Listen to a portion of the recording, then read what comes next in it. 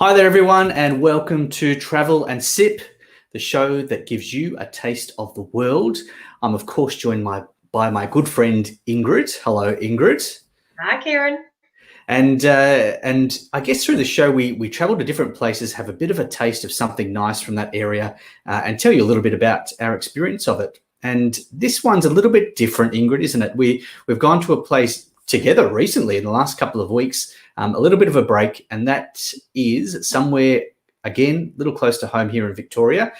Tell us about where we're off to today, Ingrid. Yeah, Kieran. So today we are off to the Grampians. So Fantastic. we decided to take this little trip together. Indeed, something a little bit different. So I might just bring up a map of where this is if you're not sure. So talk us through it, Ingrid. Yes. So the Grampians National Park is about 3 hours drive to the northwest of Melbourne. So this one here shows the zoom in of the Grampians National Park itself. So right in sort of the northern corner there. Oh, we go back to the again. Oh, I think we're going here. Hang on, there we go. Sorry, I think that's where we were meant to start. Anyway, That's all right. Nothing like but you described it so well. It's fine. So yeah, so you can see Melbourne there, and then to the northwest you've got the Grampians National Park. So there's three main towns in the Grampians National Park. So you can see Stawell in the north and Dunkeld in the south, and then zooming in you can see there Halls Gap, which is right sort of at the edge of the national park area, right at the foothills of the Grampians Mountains. And that was where we stayed when we were both there recently. So we went on a little jaunt for a few days. Kieran stayed a little bit longer than myself, which I'm extremely jealous of now because being Victorian, we are, of course, back in isolation again. So it was nice to get away when we could. But for the time being, we can talk about travel. Indeed, Ingrid, indeed.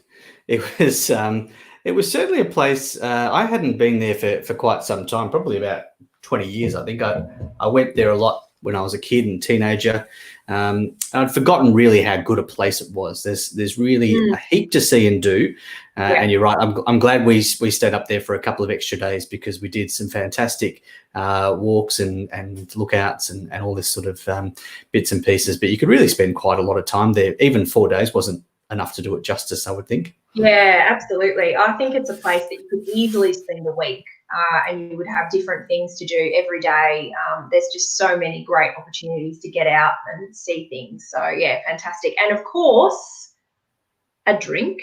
Mm-hmm. And there are local wineries in the region. So the Pyrenees Mountains is just close by and quite famous for its wine region as well, which the Grampians is part of. So we actually found a great little wine cellar when we were there, which we'll show you some photos of later. But we better introduce what we're actually drinking, Kieran, today. Sure. Well, take it away, Ingrid. What have you got there in your glass? I actually have a glass of Tempranillo from a local winery from the Fratton Brothers. Yes. So this one here is actually on the road into Halls Gap when you go through Pomona and then into Halls Gap. So it's only about 10 minutes out of town. And we bought this one from a little local wine cellar in town, which was fantastic. And definitely have already enjoyed a drop of this. So this is another bottle that I am now going to enjoy. So I already know it's delicious. Fantastic. Well, I'm actually, I know that first night we were there, Ingrid, we did have to do a little bit of sampling. And this was one that I really enjoyed. It was the GSM from the Story Wines. So it's obviously a GSM. There's the mix of Grenache, Syrah, and Mourvedre is that there. And I remember our friend there at the wine cellar was telling us that Grenache is a variety that seems to be growing a lot in the area, and one that's probably going to be quite popular in the years to come. Certainly growing a lot more of it.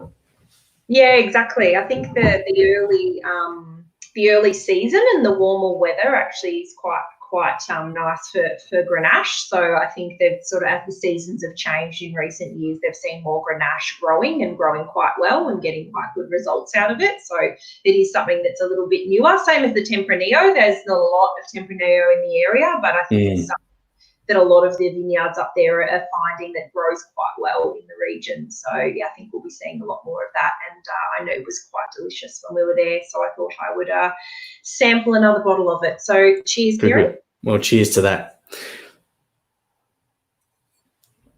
So Ingrid, when we arrived there in Halls Gap, this is the welcome you get. It's you got a sneak peek of it before, but this is the I guess the layout is there's beautiful gum trees. There's sort of lovely mountains in the background, and one of the great things to do there is a little bit of walking. So I just wanted to pick your brains a little bit about what you experienced there on your walks in the national park, and we've got some photos there to guide us along.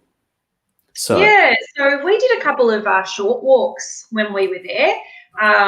So I thought I'd sort of take you through a couple of those and the short walks and the lookouts as well. So the first one on the left-hand side there, that waterfall, is a place called Silverband Falls. Mm-hmm. So this is actually on the Loop Road, which is a one-way road actually out of Falls Gap and then back down the other way past the lake. So you actually can't go up there the other direction. You can only go one way around. So a lot of people actually don't miss it or they don't see it because they sort of don't want to necessarily go, I guess, down the one-way road and come all the way back around. So unless you've got it well planned, it makes a really great loop with a couple of other walks, but you sort of have to plan yourself out. So Silverband Falls, very easy, family-friendly. We saw some older people as well walking it, so it's reasonably flat.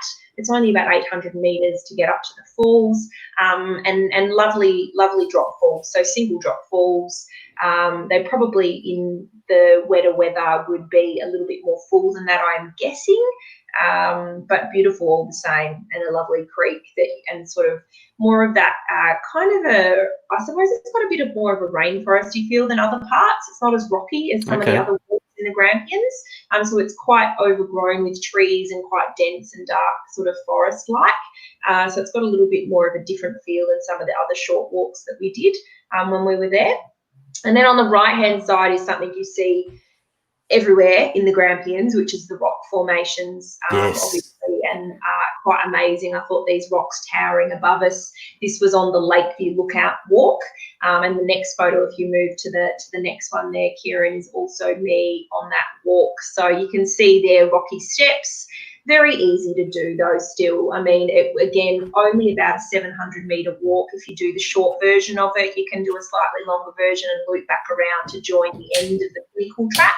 But this particular lookout not only gives you a great view over the lake, but it also gives you that view of the pinnacle too. So if you aren't able to get up and do the actual pinnacle walk, which I know Kieran will talk about later, that he did, this is actually a really good alternative option as well to actually get a look at it without having to go all the way up if you don't have the mobility to do that. You just have to have some sturdy shoes, a few little, the rock steps there is probably about as bad as it gets on that particular walk. So again, a pretty easy one to do with some great views and a great sense of the Grampians just in terms of the rocks as well. Yeah, indeed. And I know a lot of the walks, they were a little bit rocky, weren't they? And that's the thing. So, but not, you don't need too much fitness. I think there's that one big one you can do, which is the sort of 4 to 5 hour pinnacle walk from Halls Gap. If you're really into, I mean, you can obviously do longer ones through the whole national park, but for your average holidayer, that 4.5 hour pinnacle walk is probably the longest one that you would do. And you would need some deal of fitness to get through that one, I would think, because it is a little bit of effort, but most of the walks are kind of, I found, were in that half an hour to maybe an hour and a half, 2 hours for the longer ones, and you can do plenty of them. Definitely. So one that we did together when we first arrived there, and one of my favourites was Mackenzie Falls. It's just a really beautiful walk. You sort of track down, I don't know, what was it? It was probably about 500 or 600. Was it a little bit longer than that? I'm trying to think. No, but it wasn't too long. I think Yeah, it was probably only about 500 or 600 meters, but it was about 270 steps or something like that. So quite a lot of steps. So you need to be able to do the stairs well. But other than that, not far. It's just straight down into the base of the falls, essentially. And you can do the lookout as well if you can't actually, if you're not able mobility-wise to actually do all the steps. But it's about 270 steps, about 500 or 600 meters, I think, to the base. And just such a beautiful location. And that's one thing I got out of the trip, Ingrid, was it's a really kind of, I say sort of spiritual, but it's a place of reflection. And certainly I found traveling at the moment was that there wasn't a whole lot of people around. It did get busier sort of as the weekend, it's the first weekend of school holidays that we were there, and it got a little bit busier. But still you could go to places and be the only one there. Mackenzie Falls, we weren't the only one there. There were a few other people, but not a lot of people. No, reasonably quiet. And it was nice after the last, obviously the last few months that we all had and most people had around the world of having some level of isolation and being stuck at home, to be out in nature and have that time, with your family and friends and just quiet time with the Australian outback, nature and bushland. I love it. I mean, I grew up in the Australian bush, so, that feels like home to me as soon as I'm back in it. Indeed, and look, I guess another thing I'm into a little bit is some motivational quotes. And Ingrid, you had one on your back in this one. Look at this; it's the journey, not just the destination. A really inspirational one, and that kind of sums it up, because one of the best things you have to remember as you're doing a lot of these walks is to look around, take things in, not just get to the lookout and have a look over, but just be observant throughout. And there were times there where we were just friends with the kangaroos, or you'd see some beautiful bird life and that sort of stuff along the way. But tell us about this photo. Where are you here? Yeah, so this one's also on the way to the Lakeview Lookout. So again, beautiful rock formations and bushland, really sparse bushland on this walk.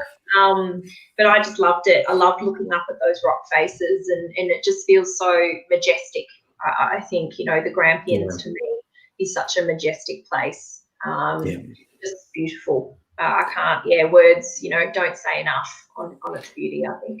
Absolutely, and it's got a long history, and a very spiritual place for First Nations people, and along the way. And I didn't actually really realise this. I remember when I was a kid, Mum took us to the sort of the cultural centre there, and you got a little bit of the history. And in fact, the Grampians quite often is referred to as Gariwerd, the traditional name for the area. But there are many sites along the way there where you can view Aboriginal rock art from 10, 15, 20,000 years ago, which is quite incredible. I think of rock art and I think of maybe Northern Australia, the Kimberley, WA, these sort of places. But we've got some right in our own backyard here in Victoria. And this is a little bit of it. There were some sites where it was quite vivid and others where you had to do a little bit more looking, but they're quite well preserved, the shelters, and quite often, maybe it's a 20 to 30 minute walk from the car park.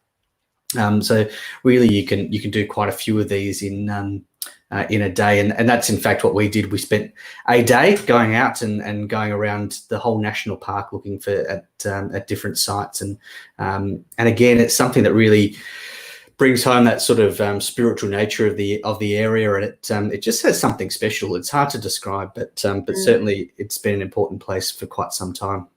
Absolutely.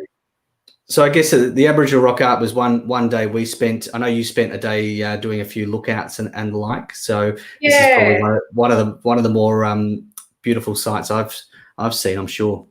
Yeah, absolutely. This is the Roka Lookout, actually. So it's the lake in the background, which is out the back of Halls Gap, so that I've mentioned a couple of times. So the Lakeview Lookout's actually much closer to the lake. I didn't include a photo of that, but I think this is just beautiful, just that step back further away from it, up in the middle of the national park at the Roka Lookout. And definitely worth the drive. It's about 5 kilometres off the main sort of road, but definitely worth driving out there. And it's right next to the car park. So again, mobility issues or anything like that, super easy to just go straight in and be able to see this, even if you can't walk far. So yeah, absolutely. And we did a couple of lookouts as well. There was one night that we wanted to see at the sunset, and the balconies is a place where you can go and see a beautiful sunset. You actually don't see the sun setting at the balconies, but you get beautiful views out over the range. Oh wow! And really, it was great to take it in. And one thing you notice with the sun at that angle, the mountains seem to really have a lot of energy, and they sort of move up in this direction. And it's something that's it's really quite a sight to behold. And that's the other view looking out. But it was beautiful. We were so blessed with the weather that weekend. It was stunning, wasn't it? Oh, very, very cold in winter, below zero, overnight and in the morning. But really, the trade-off was beautiful days and views like this. Yeah. Of course, one of the things to do is to go up to the pinnacle. This is the pinnacle lookout. We did the walk from the Sundial car park. We had grand plans, Ingrid, at the start of the weekend to do the 4.5-hour hike, but really realised our fitness level after doing the Mackenzie Falls walk and coming back up the next day. Our quads were just shot, so we took it easy, and the last morning went to the pinnacle and had that beautiful, stunning view. The thing that I took out of it is it's actually not that high, right? It's 700 meters, which, in terms of a mountain range is not that high, but you just get beautiful views. It's a stunning mountain range. It is. Look at that. Amazing. Gorgeous. Now that walk was a little bit trickier, and there's certainly doing it at this time of year. There was a little bit of moisture around, which meant you had to be careful, and you had to you could do your ankle if you weren't careful, but still not too strenuous. It was more just being aware and having the right footwear is probably the key to that. Yeah. So Ingrid, highlights in terms of food and wine, because it's certainly a big part of how we both travel is getting to taste some of the local produce. Now, tell us first of all about our first stop there for lunch here at Paper Scissor Rock. Yeah, Paper Scissors Rock Brewery. So right in town in Halls Gap. So these are our tasting paddles that we both enjoyed there. And had some great food. So burgers and fish and chips, great sort of pub style food, but really tasty. I had a really delicious burger when I was there, and highly rate that place. And the staff were great, really friendly, great with recommending beers as well. The beers were delicious. I had so many good beers there. I couldn't make up my mind which one was my favourite. So the paddles were a really good idea, just to get a sample of everything.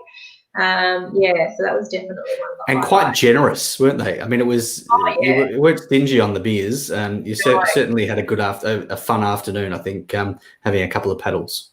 We definitely did, yeah. And then I guess as I sort of alluded to at the start, we had a nice little wine tasting sampling session that evening, and this is the wine cellar you mentioned earlier.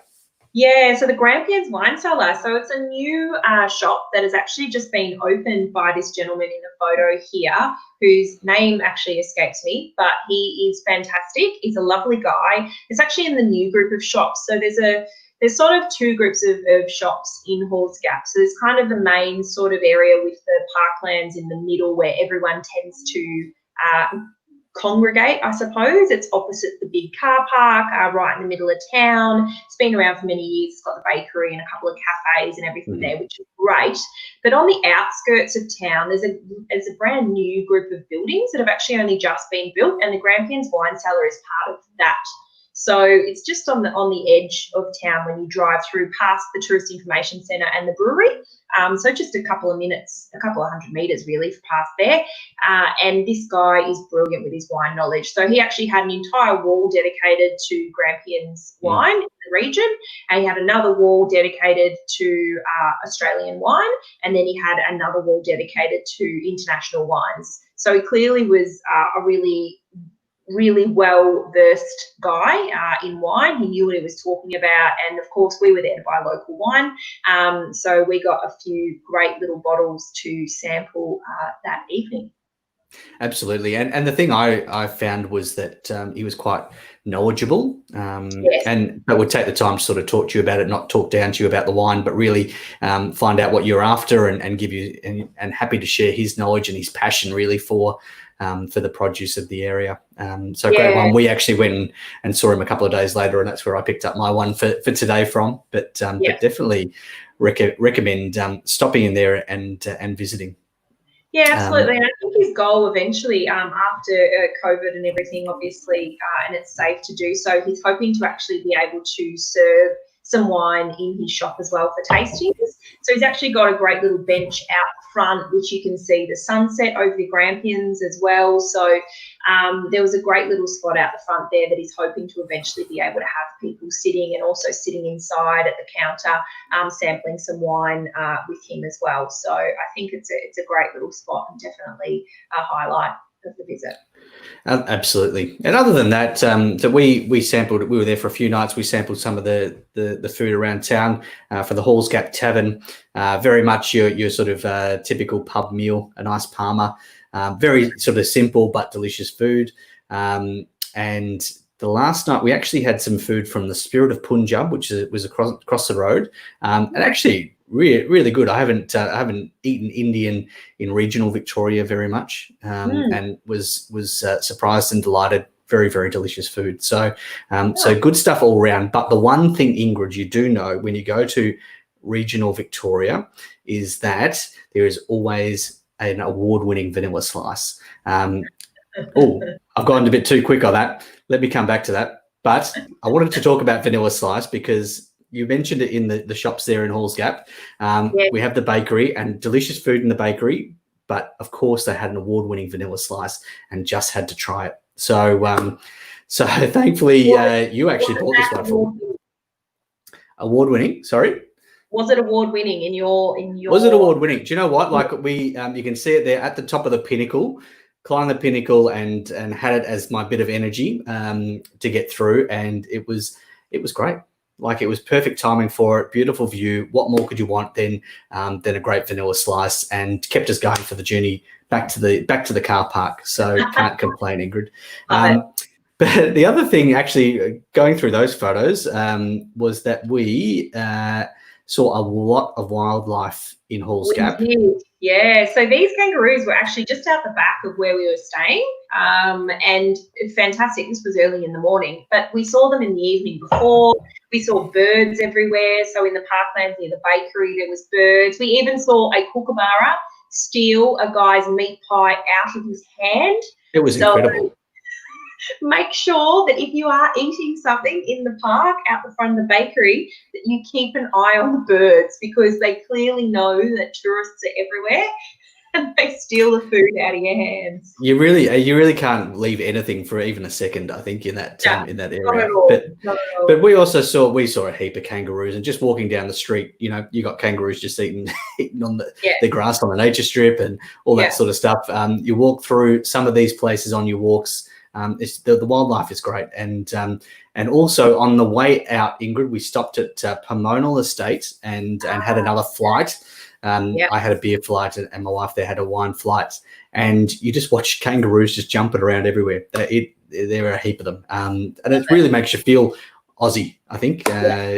Sitting back with a glass of wine or a beer and watching the kangaroos jump around. Yeah, absolutely.